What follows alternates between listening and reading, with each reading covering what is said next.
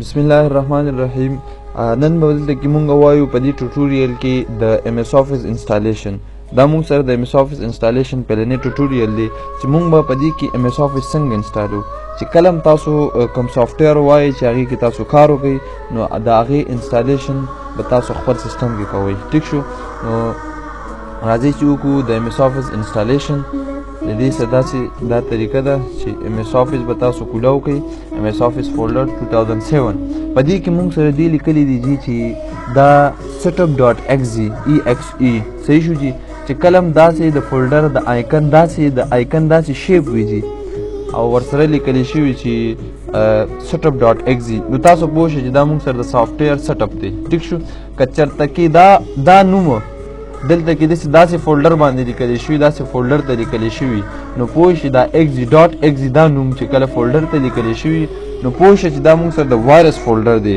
دې ته به تاسو دا خپل کرسر هم نه نږدې کوئ. که چېرته داسې فولډر وي داسې نیم والا او هغې ته تاسو دا خپل کرسر ورنږدې کوئ نو داسې هیوي وایرس هم شته دی چې هغه اټومیټک ستاسو سیسټم ته اکټیویټ کیږي. ټیک شو، او دا فولډر به بلکل کولاوئ نه، دا به ډایرکټ شیفټ ډیلیټ وښئ دې سره. ټیک شو، اوس راځو مونږ انسټالیشن ته.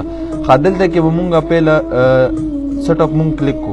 چې کله مونږ سیټ اپ باندې کلیک کو جي، دلته کې یو مونږ سره ډایلاګ باکس راشي، په هغې کې مونږ سره بلینک لاین وي، امټي پلیس وي، صحیح شو، خالي ځای وي. په هغې کې مونږ نه سیریل کیز غواړي او هغه سیریل کیز چې کوم دي مونږ سره دلته کې دي. ټیک شو، دلته کې وي. او یا که تاسو کله سی ډي والئ د سی ډي بیک سایډ شاپر باندې لیکلی شوي جي، به تاسو هغه هلته کې ورکوئ.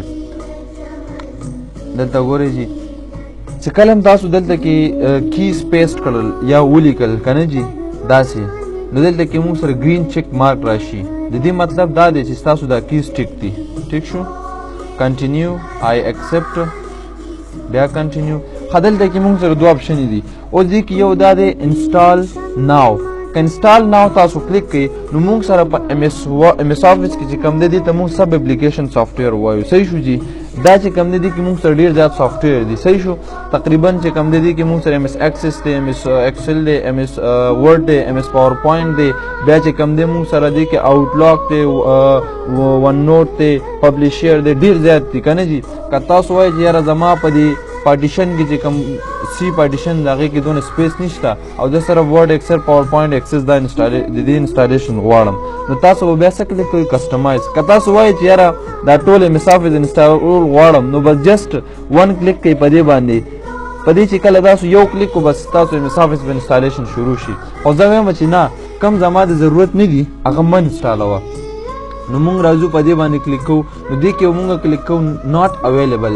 دا مونږ ناٹ اویلیبل کوو ځکه دا زمونږ د یوز نه دي، زمونږ د استعمال نه دي، دا مونږ نه استعمالو نو ولې انسټال کوو؟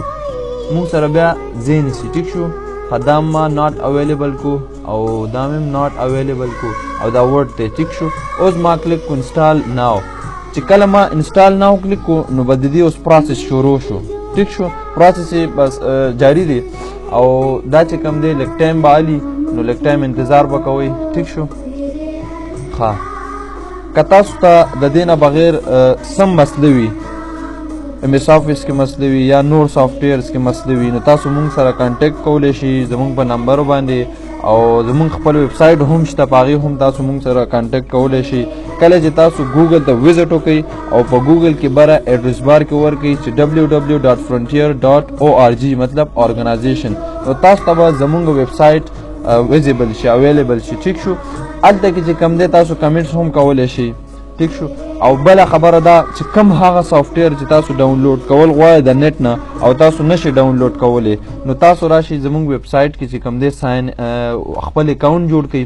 چې کله تاسو اکاونټ جوړ کړئ او بیا دوباره ساین ان شئ زموږ په ویب سایټ کې، هغې کې مونږ تاسو لپاره یو بیل ځای ایښی دی او هغې کې چې کوم دی مونږ سره یو داسې فولډر مونږ تاسو لپاره ایښی چې ټول سافټویرز به هغې کې انشاءالله اویلیبل وي. لکه فار ایگزامپل ستاسو کمپیوټر کې وی ایل سی پلیر نشته او نیټ نه ډاونلوډ کول غواړئ او هغه نه ډاونلوډ کېږي، نو زموږ ویب سایټ ته وزټ وکئ، هلته کې ساین ان شئ، اکاونټ جوړ کړئ، بیا ساین ان شئ.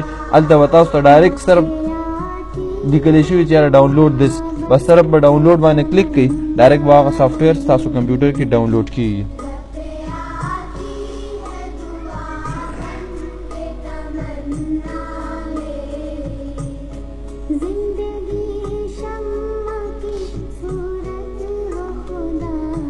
دا موږ سره فرنټیر ویژن ارګنایزیشن کم چې په ګلبهار کې لوکیټډ دی او د تیرو شپږو اوو کالو نه په ګلبهار کې چې کوم دی تعلیم خلکو ته ور ترلاسه کوي او تاسو کتی شي دا ایډ خپل سکرین باندې فرنټیر ویژن ارګنایزیشن د کوالټي ایجوکیشن پروګرام offers computer language tuition classes and scholarships from nursery to master level او دا چې کوم دی جی رجسټرډ دی DSW ډسټرکټ سوشل ویلفیر نه او BTE نه هم شوی دی TTB نه هم رجسټرډ دی او SDC نه هم دی BTE نه چې کوم دی اوس دا کورسز هم کیږي پکې DIT شو CIT شو دا ټول چې څونه کورسز دي دا هم کیږي او بله په دې کې انګلیش لینګویج هم کیږي په یو ښه طریقې سره د پروجیکټر په ذریعه باندې چې کوم دی کانورسیشن کلاسز شو ګرامر کلاسز شو دا اخیستلی کیږي